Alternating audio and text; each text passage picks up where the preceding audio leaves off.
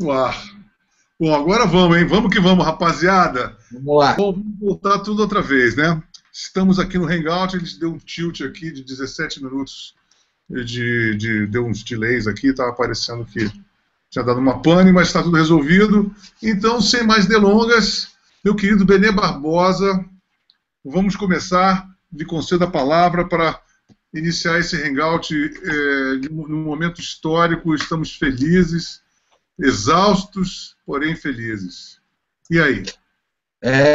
Pô, foi uma surpresa, né? Foi uma surpresa. Hoje eu estava bem pessimista de manhã e depois, no passar do dia aí, várias coisas aconteceram que, pô, deram um pouquinho de gás aí pra gente, né? Para continuar nessa luta, né? Então, essa ida do Aécio para o segundo turno, acho que foi uma grande virada, né? Foi algo absolutamente favorável a nós, né?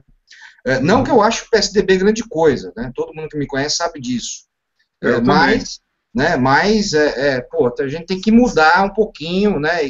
E aliás, a democracia é isso, né? É mudar quem está no comando para ter alguma coisa nova. Então, isso aí acho que foi bem satisfatório. E eu, como eu já comemorei muito aí no Facebook, no Twitter, né, só de saber que São Paulo não tem mais como seu senador o Suplicy, puta que pariu, isso aí para mim está sendo algo espetacular, né? Ele não é um cara assim que nos cause nenhum tipo de raiva, mas ele é muito oligofrênico, né, cara? Ele é muito handicap. Não dá, porra, Lobão. Né? Um cara que faz a própria propaganda política dele, dizendo assim, ó, não perguntem o que Suplicy fez, perguntem o que ele não fez, ele não roubou, ele não fez falcatrua. Porra, é uma indigência. É obrigação. Né? Não fazer falcatrua é obrigação, não é favor. Né? Exatamente. É o mínimo. É o mínimo que você espera, né? Pô, só que é um cara que isso aí pouca gente lembra, porque o brasileiro tem memória muito curta, que na década de 90, durante uma rebelião numa penitenciária aqui em São Paulo, o cara foi dormir junto com os presos para garantir o direito... Ele é maluco. Porra! O Suplicy é pancadão, entendeu? Ele é um cara gente fina até, é difícil que você ter raiva. O cara que fica... Mas daí você tem um Estado com a importância de São Paulo, um senador representando o Estado de São Paulo, já é uma coisa que depõe contra o rock and roll da cidade. Pô, realmente, é lógico, é claro, pô, não tem jeito. Não tem jeito. Tiririca 400, né? Não, ele é o Tiririca eu acho ele gente boa pra caramba. Tive com ele algumas vezes em Brasília, tirei foto junto. Eu acho um dos caras mais engraçados no humor brasileiro hoje, que é aquele humor que tinha os Trapalhões nos velhos tempos, aquele humor quase infantil, aquele humor gostoso, né? Mas, porra, o cara ser o deputado mais votado de São Paulo, ou o segundo, né? Porque acho que agora o primeiro foi o Russomano, que eu gostei bastante, aliás. É uma brincadeira. São Paulo não merece isso, né? Não, e o pior é que a inteligência de jumento de quem vota um voto de protesto em que vai ter consequências. Na verdade, foi o primeiro mandato do Tiririca, botou o Genuíno, não foi? Exatamente. O Costa Neto, e mais o outro lá, outro ladrão. Quer dizer, você vota de protesto e você simplesmente subscreve a falcatrua e você se torna cúmplice querendo protestar na coisa que você mais quer evitar. Quer dizer, é de uma burrice quem vota no Tiririca nesse sentido. Exatamente. Que é incomensurável, né?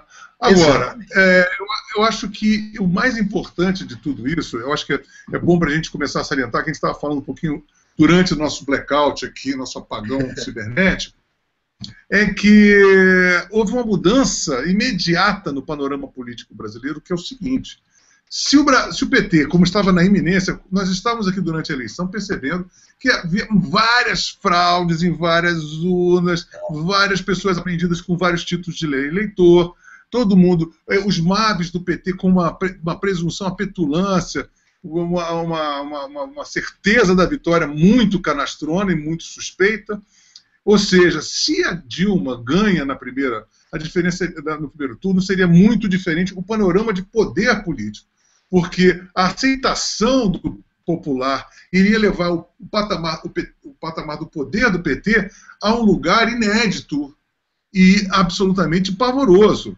E o que acontece? Se a Dilma ganhasse do Aécio, nós teríamos uma relativização desse poder, mas jamais a defenestração do poder seria tamanha com o Aécio tendo essa reviravolta tão substantiva, tão sólida, tão assim, não só a oposição parece que ganhou uma nova vida e uma nova moral, o PT está acuado, está agora realmente ameaçado de perder o poder, mas caso venha a ganhar, perdeu totalmente a condição de elaborar um regime bolivariano, pelo menos nos primeiros anos de mandato. Isso para a gente já é uma coisa sensacional, né, Bené?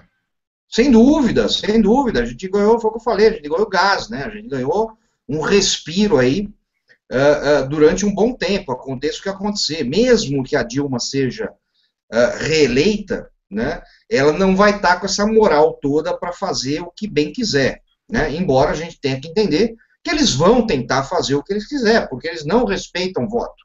Tem uma historinha que eu conto durante as minhas palestras, e aliás, você me deu me desculpa, eu vou fazer propaganda agora, né, dia 7 agora, na Livraria Cultura, do Shopping Bourbon, né, em Perdizes, em São Paulo, eu vou estar lançando o livro Violência e Armas, né, que é da editora Vide Editorial, e eu faço essa palestra, né, e uma das histórias que eu conto é exatamente isso, né, depois do referendo de 2005, né, lembrando o referendo, que a população foi chamada para decidir sobre a questão do desarmamento, 64% da população disse não ao desarmamento, né, ou seja, quase 60 milhões de brasileiros, mais votos do que o Lula teve no Brasil, e nós fomos chamados, aliás, fomos convidados, né, por terceiros, uma audiência pública, dentro do Ministério da Justiça, né, não é qualquer lugar, dentro do Ministério da Justiça, que ia haver uma reunião lá sobre a questão do desarmamento. E só tinham sido chamados quem era a favor do desarmamento. Mas a gente acabou sendo chamado, fui eu e o Coronel Paes de Lira, aqui de São Paulo, e nós fomos lá, né? E o ministro da Justiça interino, que era o Luiz Eduardo Barreto, né, um gordinho que tinha assumido no lugar do Tomás Bastos, que tinha saído, ele chegou atrasado na reunião, e obviamente ele achou que só estaria na reunião aqueles que eram a favor dele, e ele entrou na reunião dizendo o seguinte: olha, não importa o resultado do referendo, nós vamos desarmar a população brasileira. Ora, veja bem, nós estamos falando de um ministro da Justiça dizendo que o voto de 60 milhões de brasileiros não valeu bosta nenhuma. Olha, claro, a cabeça desse pessoal. Olha do que eles são capazes. Então, todo cuidado é pouco com esse povo. E tem uma outra coisa, né, Bené? Eu estou lendo a biografia do Mao Tse-tung, do John Halliday, de Jung Chang, e eles são subvencionados pelos soviéticos e já adotam aquela tática do Lenin, que é o seguinte: você chega no lugar, arma os seus comparsas, desarma a cidade, invade e depois mata os seus comparsas. Exatamente. Desde 1900 e cacareco, antes de 17, né? Então, e outra coisa, como é que pode um partido que partiu para a luta armada ficar querendo demonizar quem quer se defender? Porra, se os caras gostam da luta armada, eles são heróis que se pegam em armas. Agora, se você cogita pegar em arma, você é reacionário, você é de direita. Quer dizer, cada vez mais aquela coisa da paralaxe cognitiva do PT. É um beijo dos mil. Para eles, tudo, para a gente, nada. Exatamente. A cabeça dos caras é o seguinte: eu tenho o direito de pegar em armas para implantar um regime comunista. mas o cidadão não tem o direito de ter um 38 para defender a sua família. Isso é um pensamento absolutamente psicopata. Não tem outra explicação. Uhum. Como todas as medidas deles são assimétricas, né? Eles podem ter... Tanto é o senso de ausência total de autocrítica deles, porque qualquer coisa que você fale, não é só que você, sendo de oposição, tenha o que dizer. Eles, como da situação, não admitem até, pelo menos até hoje, nesses 12 anos de governo que o PT teve, eu percebi eles em um momento sequer dizendo, bem, aqui nós estamos precisando melhorar, ou aqui eu errei. Isso não acontece com eles. Não. Então, nós sempre erramos, nós sempre caluniamos, e eles estão sempre do lado. E é uma coisa tão maniqueísta, né? Eles são o lado do bem e nós o mal. E todas as posturas e decisões são tomadas em detrimento dessa ótica absolutamente dodói, né? Lobão, eu passei os últimos 20 anos sofrendo isso na pele, né? Porque eu sou o cara que sou a favor das armas, eu sou o cara que eu sou o malvado, o vilão, o cara da indústria bélica, que não tá nem aí que um mata o outro, né? E eu passei isso na pele, né? Então, assim, os caras sempre posavam de bonzinhos, de não, nós queremos a paz, nós queremos o bem-estar da população. E eu e todos os que estão comigo, sempre tiveram essa pecha de não, eles são os malvados. Isso é terrível. Só que o mais gostoso é que isso está acabando, né? Cada dia mais, esse discurso babaca deles, que só eles querem o bem da sociedade, está indo por água abaixo, né? Basta ver nessa eleição a quantidade de candidatos que nós tivemos dizendo, não, eu sou a favor que o cidadão tenha uma arma legalizada para sua defesa, para a defesa da sua família. E o que é mais legal, né? Então nós tivemos essa última semana uma leva aí de pessoal deles batendo nisso. Então nós tivemos o Bruno Paes Manso, que era um jornalista do Estadão conhecido, que até tinha uma boa admiração por ele, por causa de um livro que ele escreveu, chamado como é que é? Homem X, Cidadão X, alguma coisa assim, que é sobre os homicídios nas periferias, né? Só que aí você vê que ele escreveu um livro que ele mesmo não aceita como verdade, porque a ideologia dele é muito mais forte do que isso. Aí o cara meteu no blog dele, no Estadão, dizendo que ninguém devia votar nos candidatos que recebem dinheiro da indústria bélica, porque era isso que fazia com que as pessoas morressem no Brasil. Porra, puta que pariu, vai ser desonesto.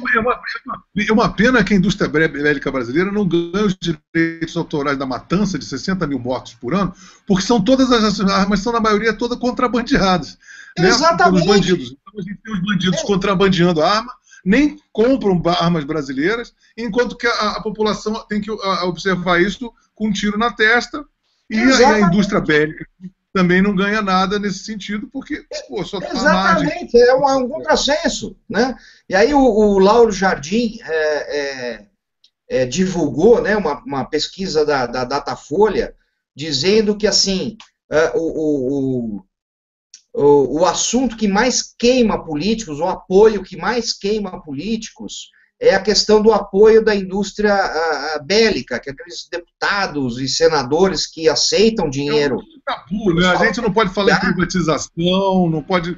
Tem coisas assim que você não pode nem partir para discussão, porque você já é aniquilado e estigmatizado. Exatamente. Né? Exatamente. E aí o mais legal é que, assim, hoje eu estava vendo, né, uma rápida pesquisa nesse tempinho que a gente teve da apuração, 90% dessa tal, entre aspas, bancada da bala já está eleita. Ou seja, essa historinha furada, né, de que, não, o desarmamento, a população quer o desarmamento, quem recebe dinheiro da indústria armamentista não consegue voto, quem é a favor das armas na mão da população se queima com o eleitorado. É mentira, né? Porra, a gente teve... tudo para inibir a gente. Na verdade é o seguinte, é aquele meu discurso que eu falei, palmolenga é palmolenga, a matemática da soma de bunda mole, você só vai ter muitos bunda mole. Uma coletividade de bunda mole nunca vai formar uma coletividade de homens que honram as calças, entendeu? Bunda mole é bunda mole, tem que ser tratado Exatamente. com desprezo de um bunda mole. Não pode ser levado em consideração, nem muito menos querendo nos intimidar, né? Então a gente tem que botar isso bem claro, a gente tem que tirar o hype, se é que isso é uma coisa improvável. O PT é brega, é canalha, é covarde e é palmolenga. E tem que ser tratado como tal. Não pode ser tratado com temeridade, tem que ser tratado com autoridade. Porque palmolenga tem que ser tratado no cabresto, não é verdade? É isso aí, é isso aí. Exatamente isso, entendeu? E isso que é o mais gostoso, né? Porque, assim, por mais que eles estrilem, por mais que eles rolem no chão, tem um piti, né, tem o ciricutico, a gente sempre ganha o debate, não tem jeito. Eles só perdem. Eles só fazem fofoca. Por isso que eles só vivem de mentira e de calúnia, porque não tem a coragem de vir para cá e conversar. E ficam inventando, por exemplo, com a questão do Mano Brown. Eu chamei o Mano para conversar. Agora, não esperem de mim um homem que vai lidar com moleque, com delinquente, com papo de sair na porrada, porque aí não. A gente tem que sair na palavra. Ainda mais um cara que é rap, que diz que é a palavra vai falar na palavra, se caga todo e vai embora. Né? Agora, não vou, evidentemente, sair na porrada, nem eu mereço, nem o próprio Mano Brown merece, porque eu ainda considero ele ainda na condição de um artista influente. Não ainda considero um delinquente, um marginal, um moleque, né, que queira ansiar por uma rinha de galo, né? Porque aqui ninguém é galinha. Mas é isso que eles tentam, né? É isso que eles tentam a todo momento, né? Que nem você estava falando, não sei o quê, que se a Dilma vencesse, saia do Brasil, aí já caíram de pau, vamos cobrar isso do Lobão. Pô, isso é absolutamente ridículo. Entendeu? Isso é uma atitude covarde. Bené, isso é fascismo. Né? Você chega no Hangout, eu tenho falado não somente no Hangout do Olavo, como eu falei com o Rodrigo, como eu estou falando toda hora. O ambiente do Brasil justamente está insuportável, porque está nessa época que lembra a ditadura militar, tipo Ame ou Deixo.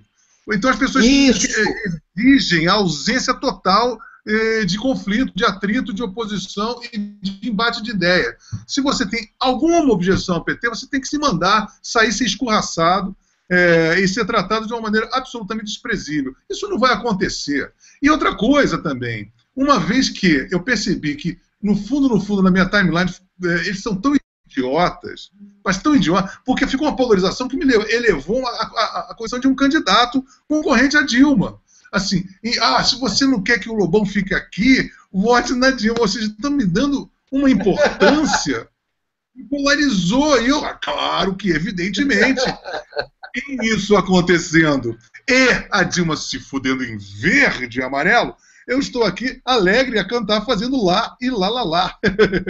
Porque eles se fuderam, né? Merecem se fuder, porque no país da simonalização nós temos que tomar vergonha na cara e lutar pela, justamente, pluralidade de pensamentos.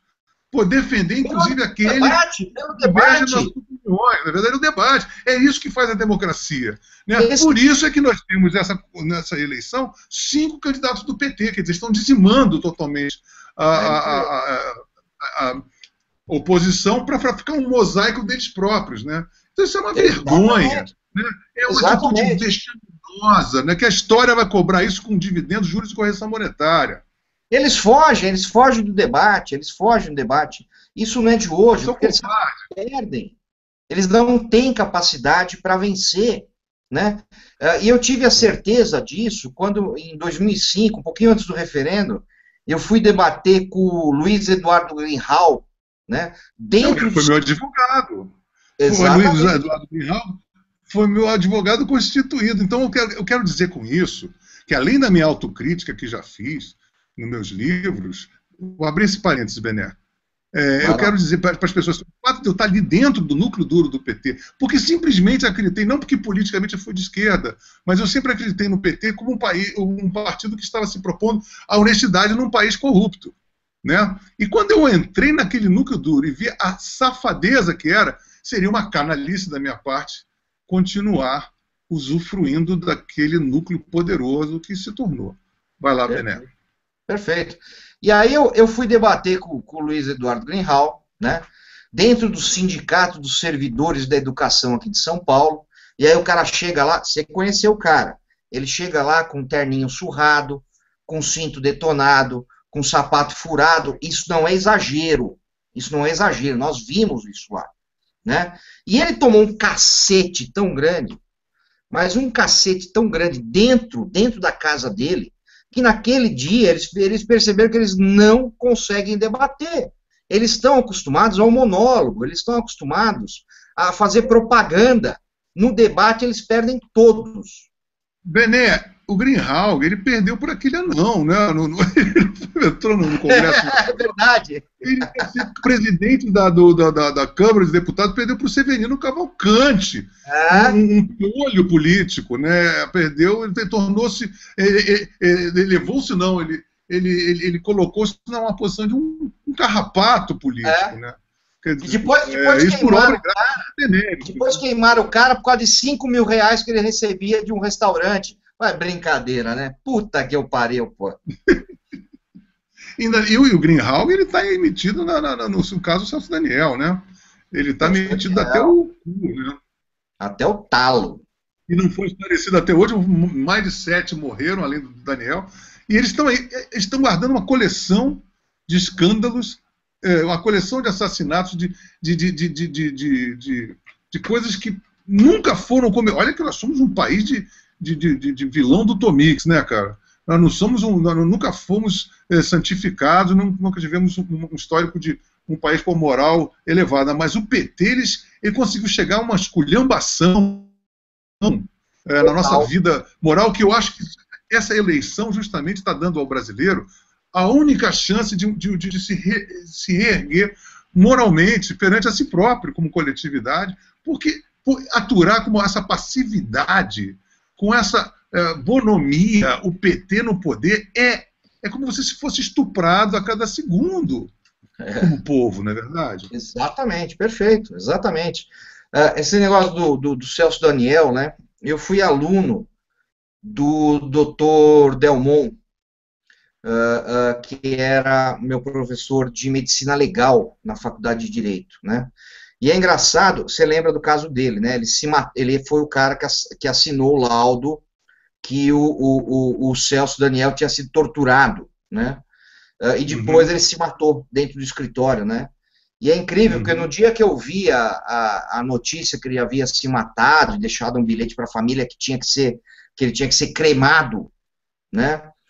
Porra, eu pulei da cadeira, porque eu, como qualquer outro aluno dele, lembrava que ele sempre falava o seguinte, que a cremação era algo absolutamente antinatural, que ele achava um absurdo você cremar alguém, porque você não era natural, e para questão de medicina legal, você acabava com qualquer e toda prova.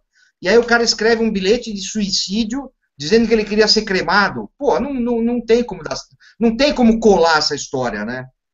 Não, e você vê, né? Fora isso, o livro do Tuma Júnior, o Assassinato de Reputações, o Romeu Tuma Júnior, ele era o delegado da comarca lá, Capão, não sei da onde, ele tinha sido colocado ali, por coincidência ele teve que pegar, tem todas as fotos, arquivos, que incriminam absolutamente toda aquela camarilha do PT, o Gilberto Carvalho, o Greenhalgh, o Lula, está todo mundo envolvido naquilo, gravemente, né, e até hoje o fantasma do Celso Daniel está aí a aterrorizar, e eu esperaria que aterrorizasse mais, né, a ponto de levá-los à cadeia e cumprirem devidamente o que merecem. Mas não acontece, no Brasil não acontece, né? No Brasil você está num país... Você está num país que 98% de todos os homicídios fica sem punição. Então,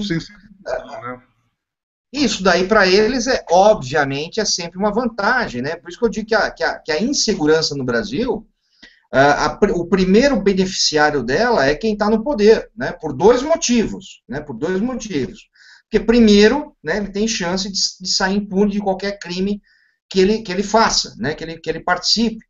E segundo, a população com medo, né, a população amedrontada, ela fica muito mais fácil de ser dominada, né? Ela fica muito mais fácil que você abra a mão de uma liberdade individual, de um direito individual, para dizer, não, agora eu tenho um pouquinho de segurança, segurança. E o desarmamento foi exatamente isso, né? Os caras falam, olha, tá todo mundo morrendo assassinado, então você entrega a sua arma, que aí vai ser melhor para você. Isso é balela, isso é controle social, não tem outra explicação.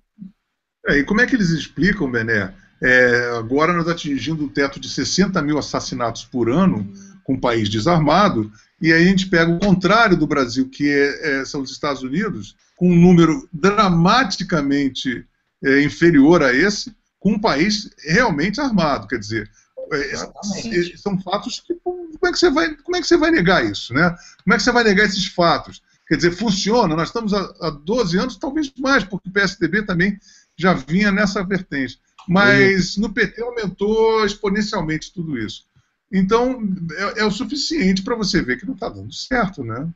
Não está dando certo e nunca vai dar certo. E nunca foi a intenção deles que desse certo, né? Bom, eu comecei nisso na década de 90, né? E até achei inicialmente que fosse um erro, né? Que fosse um erro, não, estão enganados, eles não estão pensando bem, não estão achando que vai dar certo. E hoje eu posso dizer, assim, claramente e sem medo nenhum, que isso é mentira. Eles sempre souberam que o desarmamento não tem nenhuma relação com criminalidade ou violência num país, né? Desarmamento é e sempre foi no Brasil um instrumento de controle social, né? Isso desde 1500, né? Desde 1500. Em 1500, qualquer cidadão... Uma tática medieval, né? Exatamente. Você quer dominar, você chega e desarma. Exatamente, perfeito. Exatamente isso. Né? Então, assim, até o pessoal fala assim, pô, por que você assumiu essa briga? Ou se mantém nessa briga? Pelo seguinte, aí eu uso os Estados Unidos como exemplo disso. Né? Os Estados Unidos, quando proclamou a independência, a primeira emenda constitucional foi o quê? O direito à liberdade de expressão, o direito à religião, etc, etc. Exatamente. A segunda emenda foi o quê? O direito à posse de armas. Por quê? Porque é essa segunda emenda que garante os outros direitos. A propriedade privada também, né? O que garante a tua família. Tudo, né? tudo. Do núcleo do país, né? Exatamente. A imprensa, durante 20 anos, tem sido muito burra nesse sentido. Né? Em 99%.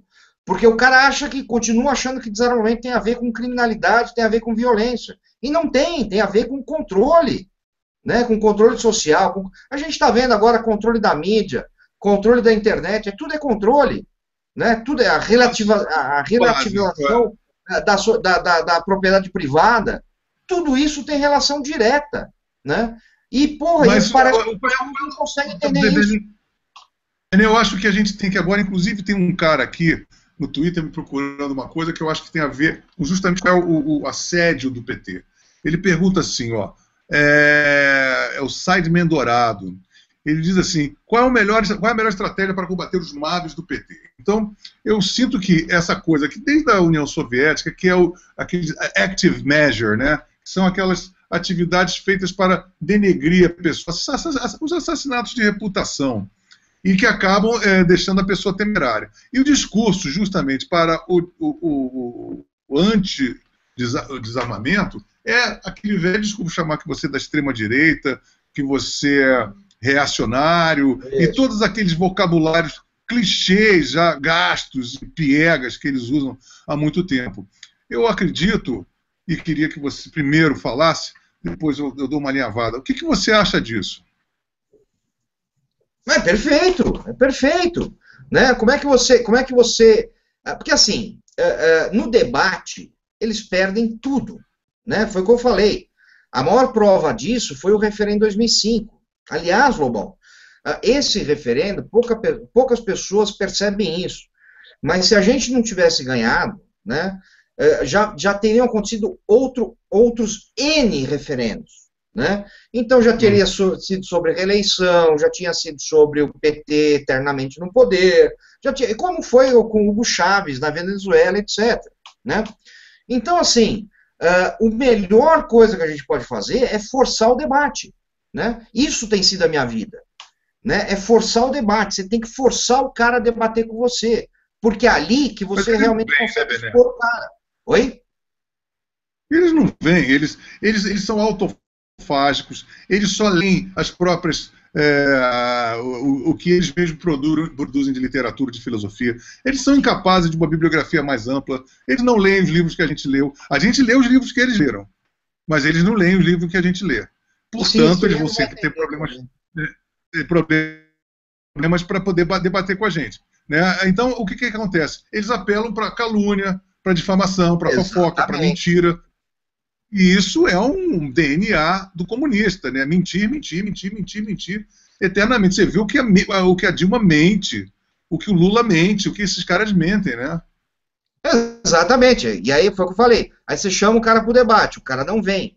E aí ele faz o quê? Ele vai mentir. Ele vai te atacar, ele não vai atacar a mensagem, ele vai atacar o mensageiro.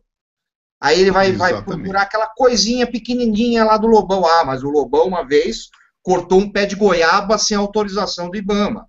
Ah, o Benê Barbosa uma vez andou com seu carro com os pneus carecas, né? Porque ele não consegue debater. Então ele tem que inventar e ele tem que atacar o mensageiro em vez de conseguir. Por quê? Porque ele não consegue atacar a mensagem, né? Ele tem que inventar, ele tem que deturpar, ele tem que ofender, ele tem que realmente atacar apenas a pessoa. Ele não vai para o debate porque ele sabe que ele perde, né? E esse é o grande problema, que eles têm a máquina na mão, né? Então, que você, lógico, você tem um alcance muito maior, né?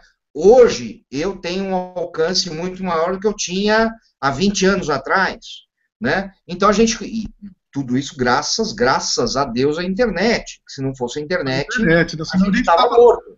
Senão a gente estava morto e enterrado, porque o que esses caras já quiseram enterrar a gente, né? Exatamente. E por isso essa história de controle. Não, precisamos proteger os brasileiros contra os americanos que espionam a nossa internet. Ah, pra puta que eu pariu, entendeu? Tem que ser muito retardado para acreditar num negócio desse. E pior, tem um monte de gente que acredita. É o discurso do frouxo, né? É o vitimizado, é o vulnerável. Por exemplo, agora, na semana passada, no debate, um caso típico, no debate presidenciável lá da Record, o Fidelix, ele começou a solar de cavaquinho, mas chegou uma hora que ele começou a falar sobre o Foro de São Paulo. E o Foro de São Paulo é uma coisa que a gente está na batalha há muito tempo. Sim. E eu estava comentando jocosamente a participação, que na verdade é uma tragicomédia, né, os debates, botei assim, Fidelix Rules, porque ele finalmente falou sobre o Foro de São Paulo. Rapaz, começaram a querer falar que eu era homofóbico e que eu estava fazendo um discurso homofóbico. Eu falei assim, mas cara, como é que ninguém é maluco? Como é que ninguém pode pegar do contexto? Sabe, é de uma vileza. Primeiro, assim, é de vileza. É coisa de ejaculador precoce, é coisa de covarde, é pessoa ignorante. Como uma pessoa que, com a minha biografia, com os meus amigos, com as minhas lutas, eu iria ter um discurso homofóbico na minha vida? E querer pegar isso para poder colocar na minha boca, porque eles querem fabricar uma mentira odiosa e querem cultivar o ódio a você através da mentira odiosa que eles inventam. Quer dizer, mais doente, mais broxa, mais impotente, mais covarde, impossível, né? Exatamente, exatamente. Eles abrem mão de qualquer ética, de qualquer verdade para chegar no objetivo deles, né? Coisa que a gente não faz, né? Coisa que a gente não faz. E isso, às vezes, é um problema, porque, eu digo, às vezes a direita no Brasil tem, às vezes, um pouquinho de ética demais, né? Eu vejo isso muito dos nossos candidatos, né? Às vezes os nossos candidatos são muito pé no chão, são muito pacíficos, E eu digo, olha, eu nunca fui candidato, não pretendo ser candidato, já faz 20 anos que eu estou nisso, mas eu aprendi uma coisa, né? Política você faz com pé na lama e mão na merda. Não tem jeito de escapar disso, né? Não tem jeito. E quando eu falo mão na merda, não é que você tem que fazer coisa errada, né? Não é que você tem que entrar em falcatrua. Você tem que botar o pão na mesa, né? Você tem que falar grosso e como esses caras são. Resumiu, é pôr o pão na mesa. Exatamente. Exatamente. Né? O nosso pessoal fica muito acuado. Exatamente, o nosso pessoal fica muito acuado, né? É muito temeroso. Pô, o que vão falar de mim? O que vão pensar de mim? Fala, porra, não sei, fala. Depois você vê o que vão pensar de você. Mas, porra, vai... Não pode ter medo disso, sabe? Não pode ter medo e tem que estar com a coisa em mente. Olha, os fracos são eles. Se eu ficar intimidado pelo fraco, aí eu sou mais fraco que o fraco. Isso não tem nenhuma lógica, é verdade. Então tem que enfrentar. E outra coisa, nada como um bom carão, uma olhada de olho, assim, tipo, para botar o cara no lugar, né? Para saber o lugar do cara. E eu acho que, sim, é uma questão que, se você estudar a história mundial, geralmente as vítimas sempre acabam pelo comunismo porque são acuadas por causa dessa intimidação. O próprio social-democrata, o papel do social-democrata, ele sempre é a grande vítima, que é o primo irmão do comunista, né? E que sempre é o escadinha histórico do comunista e sempre leva na bunda do comunista. Ué, né? como é que o Lula chegou no poder? Ele é cordato, é quase um tiete do comunista, né? Isso. Então acaba sempre levando na bunda por causa dessa atitude passiva. Porra, Lobão, como é que o Lula chegou na presidência? A escadinha foi o Fernando Henrique, porra. Isso é muito claro, isso é muito óbvio. Agora tá arrependido, né?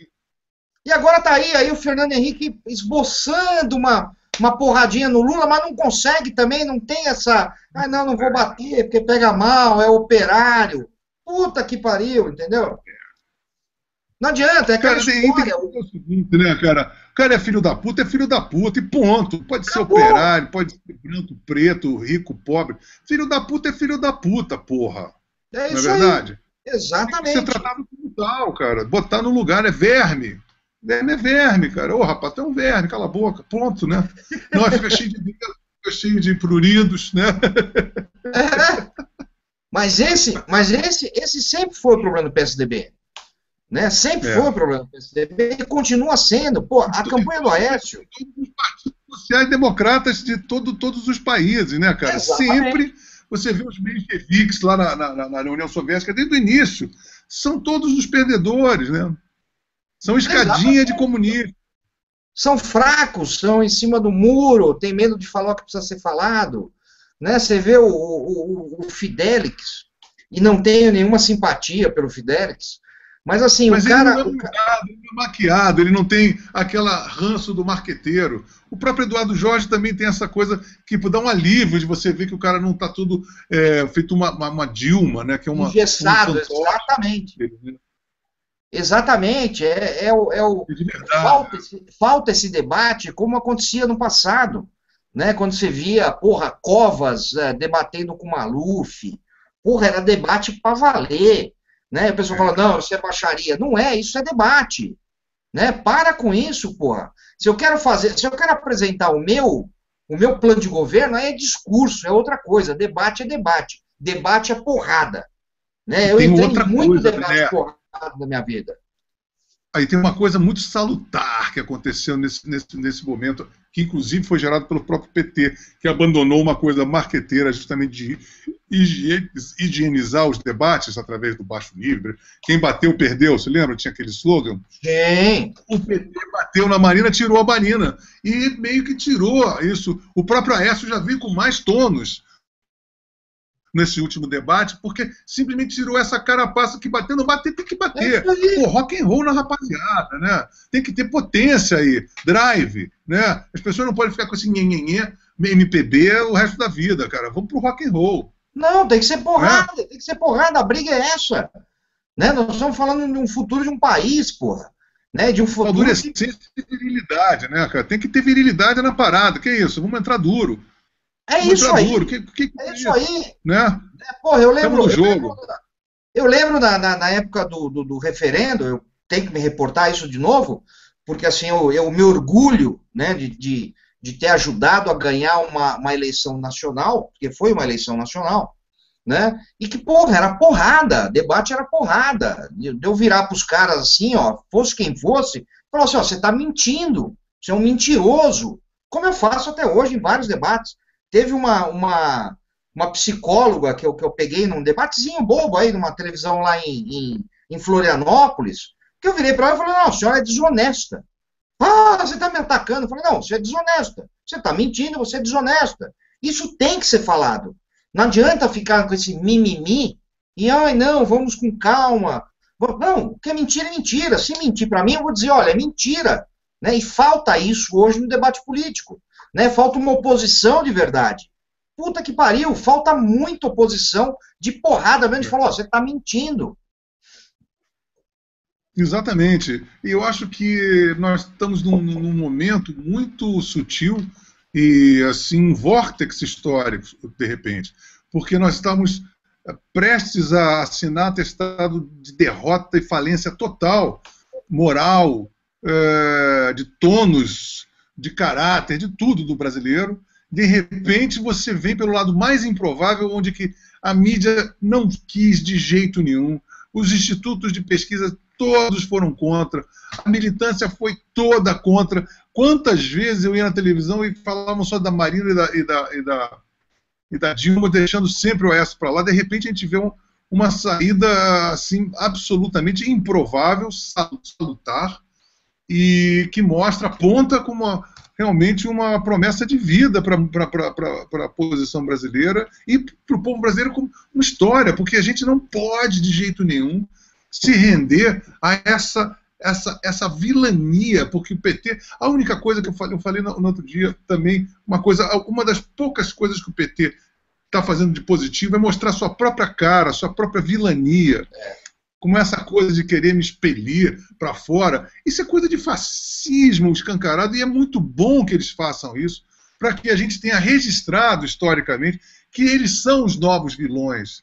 Eles não podem mais agora ficar colocando 64, os milicos. Eles são os vilões, eles são os novos carrascos da vida brasileira. Eles são os novos canalhas da vida brasileira, e eles ficarão na história como os verdadeiros vilões, os verdadeiros canalhas da história da política brasileira recente. Isso desde 64, porque quem provocou toda aquela bagunça e a ditadura de 64 foram esses mesmos personagens que estão aí. Exatamente. Seguido por as teclas de vagabundos, de lambisaco, que estão repetindo essa mesma história.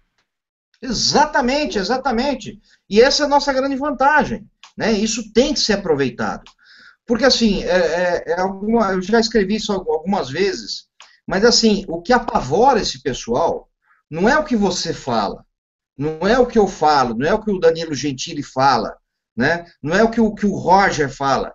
O que apavora esse pessoal é a repercussão que isso tem na sociedade, na população, no cara normal, no jornaleiro, no taxista, que o cara lê aquilo, ouve aquilo e fala, porra, é isso mesmo. Chega de banditismo, chega de politicamente correto, o que é certo, o que é errado, né? E os caras estão apavorados com isso, porque eles nunca sofreram isso. Tem agora meia dúzia de 3 ou 4 que estão botando o pau na mesa, e aí consegue o quê? Uma reverberação, porque a gente está falando sobre, na verdade, o óbvio, que todo mundo sabe. Só que quando você abre o precedente de escarnecer o Palmolenga, aí, rapaz, o Palmolenga retrai um pau retrátil e vai sair correndo. Porque aí, rapaz, o bicho pega realmente. A rapaziada vai... Vira um umbigo, entendeu? Entra para dentro. Vira um apêndice, né? É isso aí. Né? E os caras estão apavorados com isso. Né? E eu vejo isso muito de perto, eu vejo isso muito, muito claramente, né?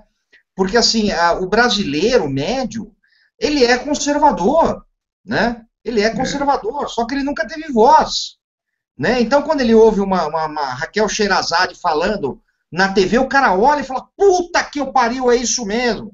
Quando ouve um Paulo Eduardo Martins falando, fala, porra, é isso mesmo. Quando ouve um Lobão falando, porra, é isso mesmo. E esse é o apavoro dos caras, né? O PSDB, pô, ele só não decola de vez porque ainda tem uma coisa, que o dono do PSDB continua sendo Fernando Henrique Cardoso. O dia que não for mais Fernando Henrique Cardoso, o PSDB tem tudo o Aécio me parece ser bem mais dinâmico, sabe? Eu gostei muito da situação. Mas sem dúvida, não tem nem comparação. Debates, ele foi muito... Ele está agindo como um estadista, ele tem postura de estadista. Eu presinto que o Aécio vai dar a maior liga, sabe? Eu agora estou realmente muito animado com a postura particular do Aécio, né?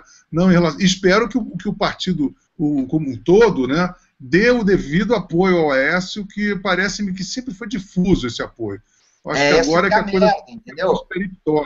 Essa que é a merda. Você tem um Serra, você tem um Fernando Henrique, que não dá liga nesse negócio do Aécio.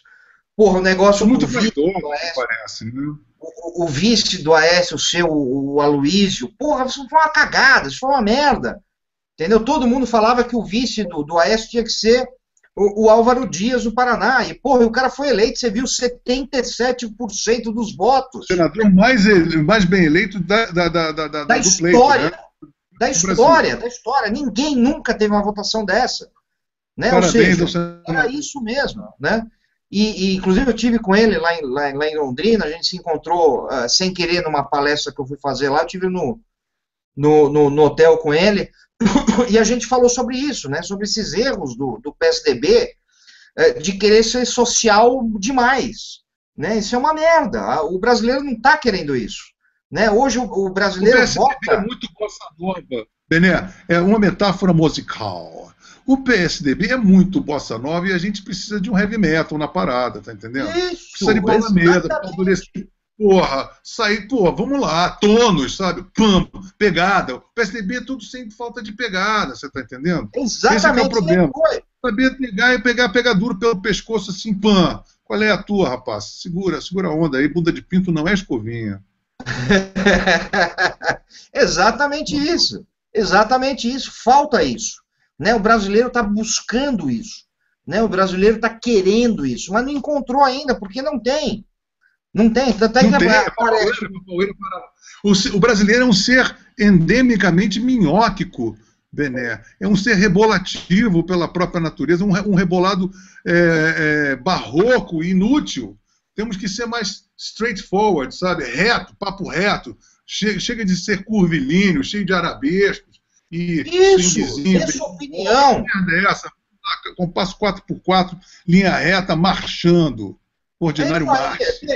É ter opinião, né? É ter opinião, é falar a sua opinião, né? Sem ficar enrolando, sem ficar esse negócio do muro. Né? Pô, o muro, você conhece a historinha aquela parábola do muro? Né? É aquilo lá, o cara em cima do muro, aí o diabo de um lado, quietinho. Do outro lado, Deus falando, olha, desce do muro, vem pro meu lado, vem pro meu lado. Aí o cara olha pro diabo e fala assim, pô, por que você não pede para eu descer pro seu lado? E o diabo vira e fala assim, não, porque o muro é meu. Né? Exatamente. O muro é meu, você já tá do meu lado. A passividade, quem cala consente. Né? Quem não se desloca não tem preferência, né?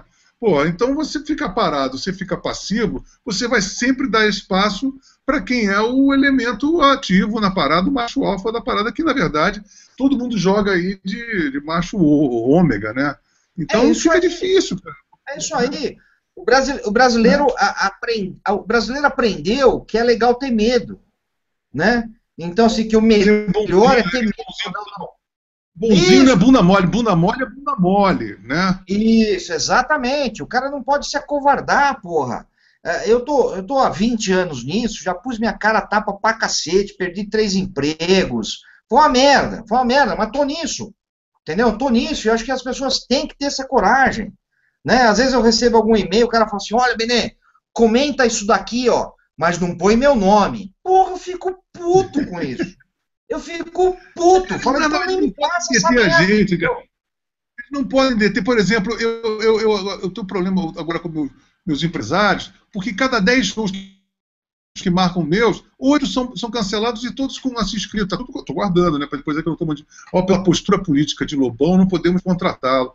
Eu quero que eles se fodam, sabe? Porque eu sempre me reinventei, dou beliscão em azulejo, nó em pingo d'água, e vou continuar aqui tratorizando, cara. Esses caras não têm condição moral, não tem talento, não tem condição de me barrar, sabe? E não vou parar, não vou me intimidar. Eles é que têm todo o direito de se cagar de medo. E se eu fosse eles, assim agiria, porque, pô, estão entrando numa seara que, pô, não vão ganhar, rapaz. É isso não aí. Não vão ganhar mesmo, sabe? Mas não vão mesmo. É isso aí. Eles têm tudo para perder. Eles têm tudo para perder. Né? Eles já perceberam que eles já perderam. Né? Bunda mole, covarde. Eles só conseguem aquela coisa, o coletivo tal. O coletivo é o caralho, sabe? Viva o indivíduo. O grande indivíduo faz uma grande equipe. Agora, um zero à esquerda é um zero à esquerda, é um merda, uma bosta, um número, sabe? É como é o frouxo, né? Por isso que a gente diz que o frouxo unido jamais será um indivíduo. Isso aí. Né? Porque jamais será o indivíduo primeiro, ele é a célula da coletividade. A coletividade não pode se basear sem o indivíduo, sem a pessoa. Não existe, né? Não existe sem ela. Né? E essa questão do coletivo é exatamente uma forma do cara se esconder, né? Porque, assim, nós temos duas coisas, né? Assim, é aquele cara que quer o direito dele, mas não assume a sua responsabilidade pessoal e intransferível. E vai para o anonimato, né? Exatamente. Não, eu caguei, mas eu não... Isso. Você lembra quando você aprontava na escola? Ninguém quer se fuder sozinho na escola, né? O mais legal é se fuder em turma, assim, tipo, pô, não, foi todo mundo, foi a classe toda, foi 5, ninguém quer se ferrar sozinho, né? E a cabeça tá meio essa, então assim, não, cara, não, eu faço parte do grupo, então o grupo é que cagou, eu não caguei sozinho. Porra, precisa parar com isso. Precisa parar com isso, de assumir as suas responsabilidades e puxar para você as suas responsabilidades para poder cobrar. Senão você não pode cobrar. A verdade é essa. Pô, se você não quer assumir responsabilidade, como é que você vai cobrar alguma coisa de alguém? Ah, não, é o coletivo. Aí que fica essa história. Não, o governo tem que fazer, o governo tem que não sei o quê. É a coisa...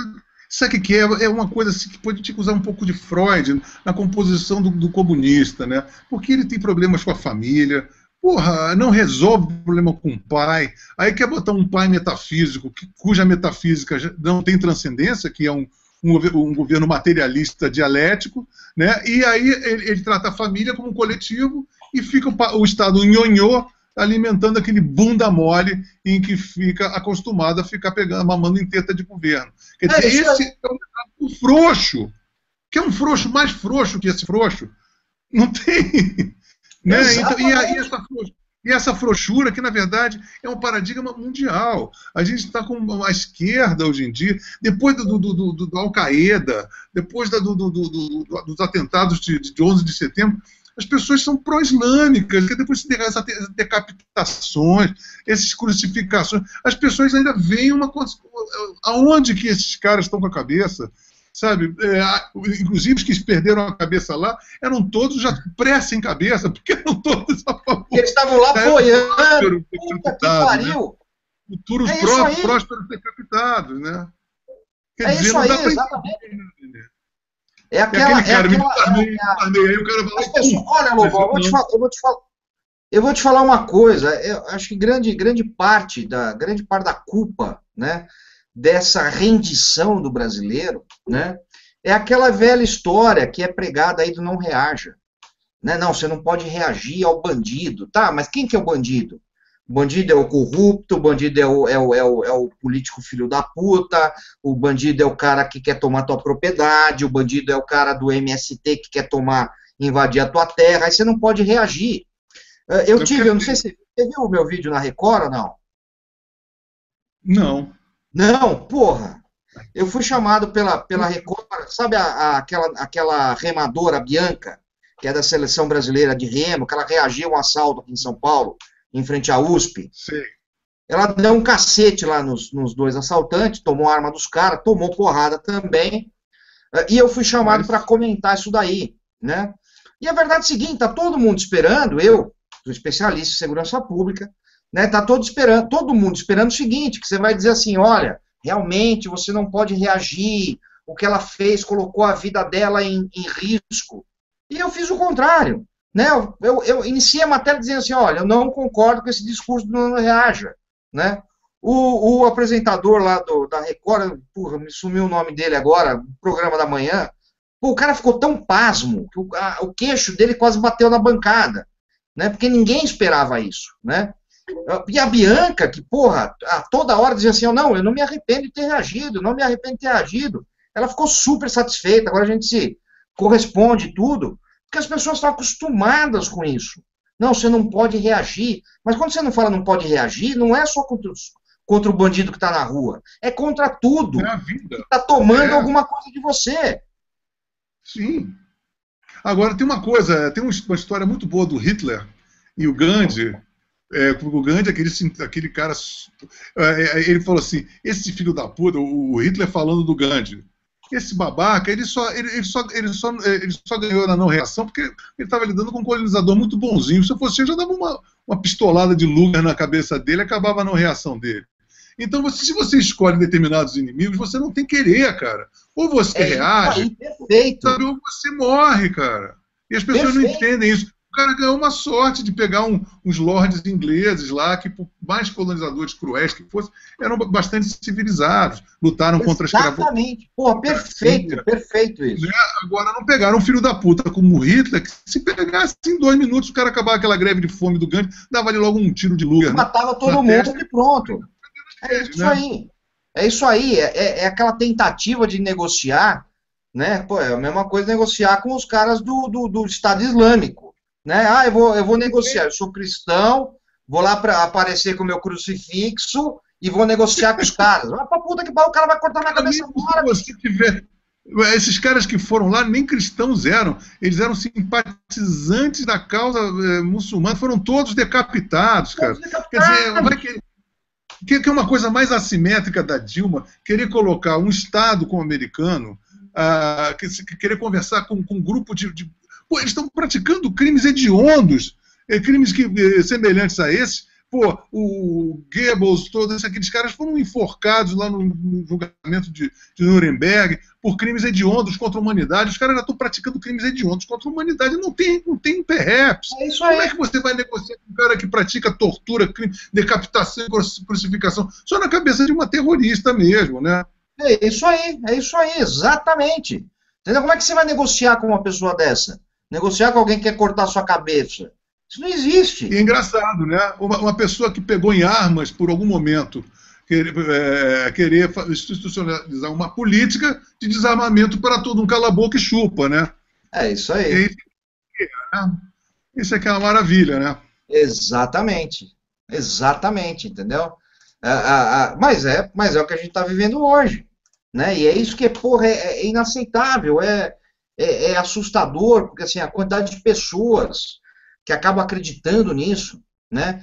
E aí você vê, e não é só, tem muito inocente útil, né? Você vê essas campanhas que eu digo, violência e criminalidade são coisas diferentes, né? Mas eles falam assim, contra a violência, o cara vai lá abraçar a Lagoa Rodrigo de Freitas, o cara vai abraçar a árvore, o cara vai vestir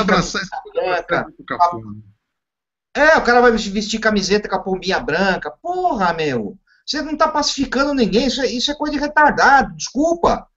Vai falar pra um bandido, não, olha, eu sou da paz. Você vai tomar um tiro no peito, porra.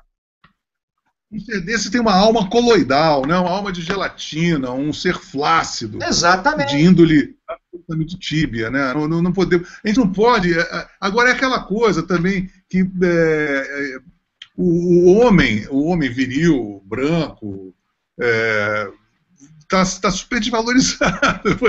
O macho alfa atualmente está absolutamente em baixa.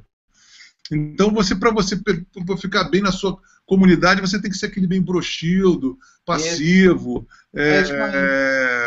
cabisbaixo, né? E assim que eles vão intimidando. Na verdade, a raça do homo, macho alfa, ele é necessário assim como a mulher, com o homossexual, como todo mundo. Não podemos abrir mão nem prescindir do macho alfa, porque ele é que vai tomar decisões, ele que vai defender a hora do vamos ver mesmo, ban do catranco, vai ter que ter um cara ali, né? Se não tiver, cara, não vai rolar. Então as pessoas têm que entender que essa. E outra coisa, esse conteúdo de virilidade é bom que tenha mulher, tenha um homem, tenha todo mundo que tenha vergonha na cara, esteja pronto para se defender e tenha na cabeça assim, às vezes a gente tem que ser cruel para ser bom. Né? Shakespeare dizia, we've got to be cruel to be kind. Né? Às vezes a gente tem que ser cruel para ser bom. Tem que botar o pão na mesa e pode dizer, olha assim, ó, isso aqui é meu território, calma aí, que o negócio é diferente, né? Exatamente. É por isso que, se você for ver, por que sempre falam em violência? Né? Então, assim, o Brasil é o país mais violento do mundo. A violência no Brasil cresce. Por que violência?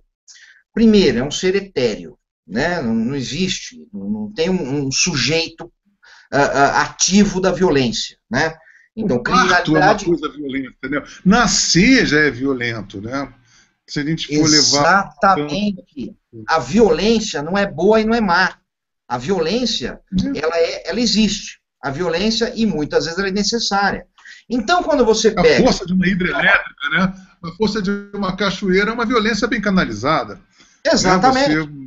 Exatamente. Então, quando, por exemplo, você pega a violência e diz que o problema do Brasil é violência, você está colocando no mesmo patamar o assaltante que mata um cara porque ele foi roubar e um policial que mata um assaltante porque ia matar alguém.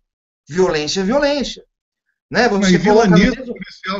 Sempre o policial é vilanizado, demonizado, com todos os problemas que a gente sabe que a polícia tem, claro, desde mau aparelhamento, mau pagamento, má formação, né? Mas nós temos excelentes policiais de um outro lado e a gente tem que defender justamente, se existe dentro da instituição pessoas honradas e o cerne com o militar, geralmente o militar é um ser honrado, inclusive a instituição mais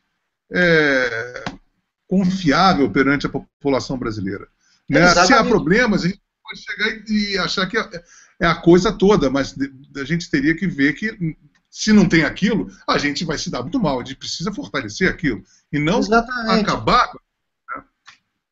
Então, e aí quando o cara coloca no mesmo patamar esse negócio de violência, não, o problema do Brasil é a violência. Então o policial não pode ser violento. Não! O policial ele tem que ser violento. Por quê? Porque quando ele vai prender alguém, ele é uma violência. Quando ele vai dar um tiro num criminoso para salvar alguém, é violência. Violento, né? Acabou, não tem jeito. Não tem jeito. E aí se criou essa ideia de que violência é sempre ruim. Isso é uma bobagem. Né? Isso é a implementação total do bundamolismo no Brasil. Todo mundo que é violento, ou todo mundo que pode ser violento, né, está errado. Né? E aí entra tudo, entra a legítima defesa, entra, desculpa, se o cara puser agora, tá aqui a janela, se o cara puser um pé agora aqui dentro da minha casa, ele vai tomar um tiro. Ele é violento. Posso ser, não sou criminoso. São coisas completamente diferentes. Aí você começa a fazer analogias, aí você pensa assim, eu não vou ouvir o Black Sabbath, porque o Black Sabbath é muito violento, é muito alto. Isso! Né? Eu não vou ouvir heavy metal, porque o cara fica espancando aquela bateria. Então você vai entrar... Você vai virar um papaueiro, um ser bossanóvico pela própria natureza. Isso, né? Vamos ouvir João Gilberto o resto da vida. Porra, aí você vai tomar soro de sal o tempo todo, porque a tua pressão vai estar baixa. Porra, demibomber.com.br, né, cara? É isso aí. É isso aí. E esse é o problema que o Brasil está vivendo, né? A gente tá sendo transformado por decreto em ovelhas. Né? Tem um texto muito bom, um artigo muito bom, que chama Ovelhas, Lobos e Cães Pastores, né? Que mostra exatamente isso, né? Que detona essa história de que uma pessoa não pode ser violenta e boa ao mesmo tempo. Um cão pastor é violento, né? Ele está lá para proteger as ovelhas, ele se parece muito com o lobo, né? Mas ele está lá para proteger e não atacar as ovelhas. Lobão, você caiu, Lobão. Olá, olá. Tem alguém lá? Vocês estão me ouvindo ainda ou não? Eu tô bem, né? Só tô aguardando, vou me comunicar com o Lobão. Tá. Mas eu tô no ar? Tá, vou desligar sua... Se você quiser ocultar sua câmera um minutinho enquanto a gente aguarda o Lobão? fico aqui, não tem problema. Bom, Lobão caiu, vamos aguardar mais um pouquinho. 11h20. Enquanto isso, vou fazer minha propaganda. Como eu já disse, dia 7, né, terça-feira agora, a gente vai estar uma palestra e o lançamento do livro Armas e Violência. É um livro espetacular, muito bacana mesmo, lá na Livraria Cultura do Shopping Bourbon, do Bourbon Shopping, né, na Perdizes, 19 horas. Um convite aí para todos que estão nos ouvindo.